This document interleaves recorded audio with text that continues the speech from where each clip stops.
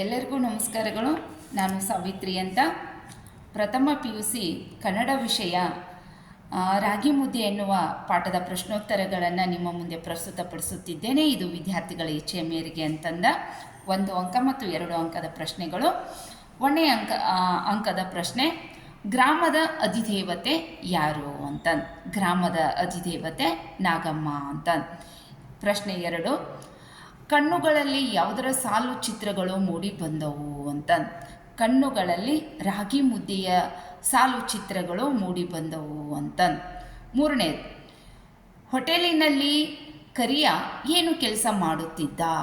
ಹೋಟೆಲಿನಲ್ಲಿ ಕರಿಯ ಕಸ ಮುಸುರೆಯ ಕೆಲಸವನ್ನು ಮಾಡುತ್ತಿದ್ದ ಅಂತ.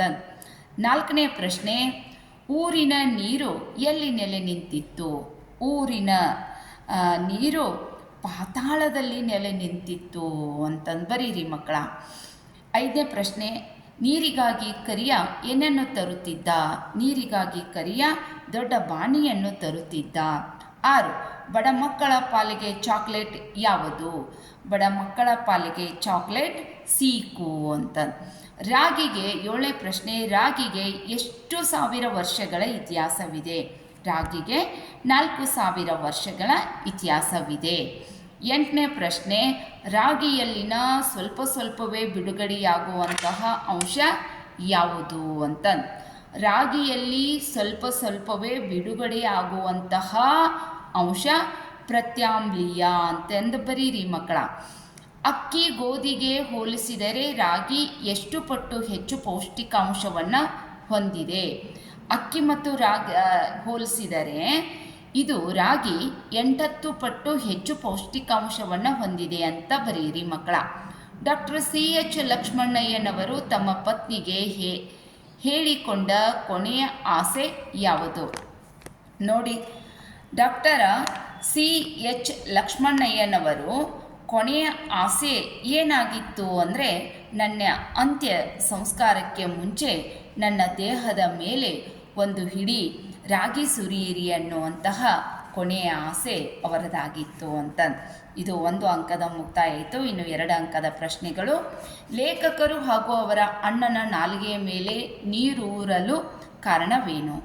ದೇವಾಲಯಕ್ಕೆ ಇದ್ದಂತಹ ಕಟ್ಟಡ ನಿರ್ಮಾಣದಲ್ಲಿ ಒಂದು ಗುಂಪಿನ ಶ್ರಮಿಕರು ಬುತ್ತಿಯಿಂದ ಮುದ್ದೆಯನ್ನು ಕಿವುಚುತ್ತಾ ಸೊಗಸಾದಂತಹ ಪರಿಮಳ ಬರುತ್ತಿತ್ತು.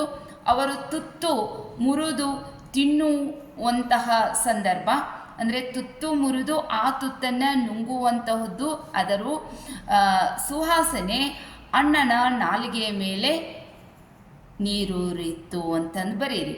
ನಮ್ಮ ಯಾವ ಜಿಲ್ಲೆಗಳು ರಾಗಿಯ ಕಣಜಗಳಾಗಿವೆ ಅಂತ. ಈ ಒಂದು ಪಾಠದಲ್ಲಿ ಮಹತ್ವವಾದಂಥ ಪ್ರಶ್ನೆ ಇದಾಗಿದೆ. ನಮ್ಮ ರಾಗಿಯ ಕರ್ನಾಟಕದಲ್ಲಿ ಯಾವುದು ಅಂದರೆ ಮೈಸೂರು, ತುಮಕೂರು, ಕೋಲಾರ, ಮಂಡ್ಯ, ಮೈಸೂರು, ತುಮಕೂರು, ಕೋಲಾರ ಜಿಲ್ಲೆಗಳು ರಾಗಿಯ ಕಣಜಗಳಾಗಿವೆ ಅಂತಂದು ಬರೀರಿ ಮಕ್ಕಳ. ರಾಗಿ ಬೀಸುವ ಕಲ್ಲನ್ನು ಕುರಿತು ಜನಪದರು ಹೆಣ್ಣು ಮಗಳೊಬ್ಬಳು ಯಾವ ರೀತಿಯಾಗಿ ಪ್ರಾರ್ಥನೆಯನ್ನು ಮಾಡಿದ್ದಾಳೆ ಅಂತ.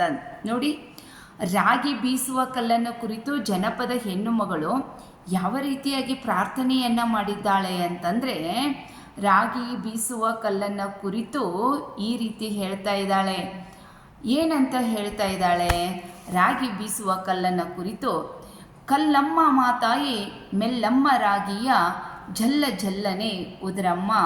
ನೋಡಿ, ಇಷ್ಟೇ ಬರೆದರೆ ನಿಮಗೆ 2 ಮಾರ್ಕ್ಸು. ಇನ್ನು 4ನೇ ಪ್ರಶ್ನೆ, ಮುದ್ದೆ ಮಾಡಲು ಬೇಕಾದಂತಹ ಕೌಶಲ್ಯ ಏನು.